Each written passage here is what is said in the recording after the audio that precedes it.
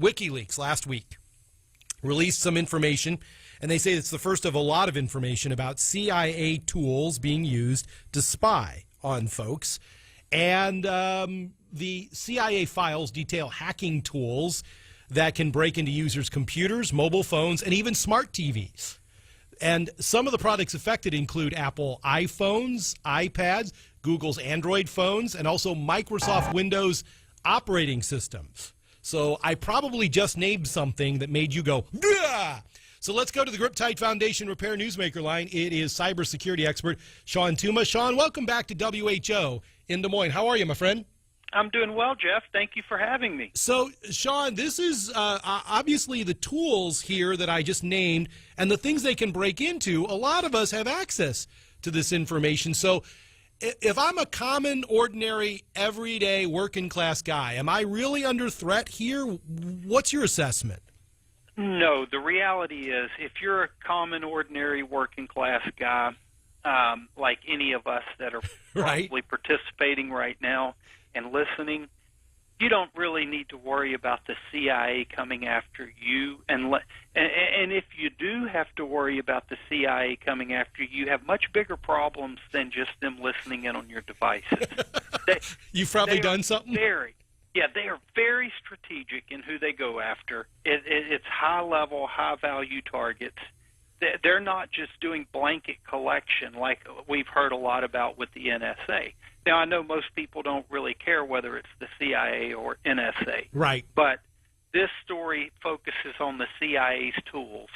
And, you know, the bigger concern all of us have is this information, as soon as it's disclosed, you know, hackers learn from each other, and they learn from what's out there. So bad guys, criminal gangs, kids in their parents' basement, whomever, are going to pick up on a lot of this and are going to try to use certain techniques and tactics against us. Those are the people we really need to be worried about.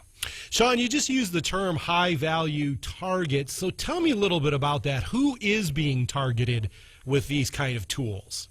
These would be, well, from what I've seen, there's no evidence to show that these tools have been used against Americans, at least here in the continental USA, or the USA in general. But that doesn't mean they haven't. It's just that we haven't seen evidence that they have. Yeah. What they're more than likely used against are people in other countries who are committing terrorist acts or planning or discussing, people that are corroborating with ISIS, that have some talks with them, probably foreign intelligence agencies, foreign state leaders, things like that. Those are, I would believe, more important to the CIA than what you and I talk about on our way home from work. So going back to another point that you made earlier, Shawn, you said that this is information that actually hackers are going to be looking at to see if they can talk and develop these tools. So we'll go back to the broader question. You know, how do I protect my smartphone, my TV, my PC? What are some common sense things I need to be doing to protect myself from the hackers? Well, what you have to understand with all of these voice-controlled devices is they don't process your voice on the device. They send that information in a stream back up to a server. Then it communicates back. So all of your communications are passing through that channel. The first thing you want to do if you're worried about your IoT devices listening on you is turn off their voice controls, you know, and don't use that feature because it's just a microphone. Okay. Beyond that, you know, phishing emails are how most of these intrusions start, where they send an email to someone, it purports to be something that it's not, to get you to click on a link or download an attachment. That's more common of how they get in than anything else. Beyond that, passwords, use good passwords. Don't write them down where people can see them. Use security questions that people can't Google to find the answers to, and use multi-factor authentication, because that has been shown to be a huge step in reducing unauthorized access to devices.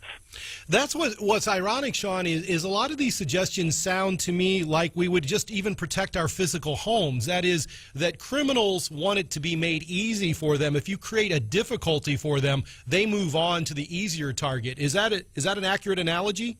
That's exactly right. It's the old saying, how fast do I have to run to outrun a bear?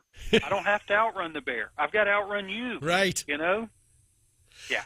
So let me ask you, we're seeing all these stories now about law enforcement trying to subpoena people talking to their Amazon Echo or talking to their television. Is that going to be something legislatively that legislators at the state level, federal level, are going to have to deal with eventually? Because it seems like an uncharted area when someone says, I want to have a subpoena for what this person was saying or what the Amazon Echo picked up in my home.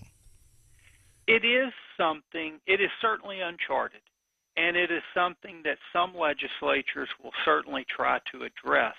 But the legislatures move fairly slowly. Technology moves very quickly. The beauty of this is, in the U.S., we have the common law method of developing and evolving our law. And it evolves based upon principles that have developed over hundreds of years, thousands of years in some cases. By looking at cases prior to this, to say, how did we resolve those issues? And when you really break it down, all we have is we have a device transmitting a communication that people thought were secret. That's what we had with telephones many years ago. They'll evolve, and it'll look to those principles to develop. Cybersecurity expert Shawn Tuma. Shawn, always a pleasure. Thanks very much for joining me today. Thank you. My pleasure.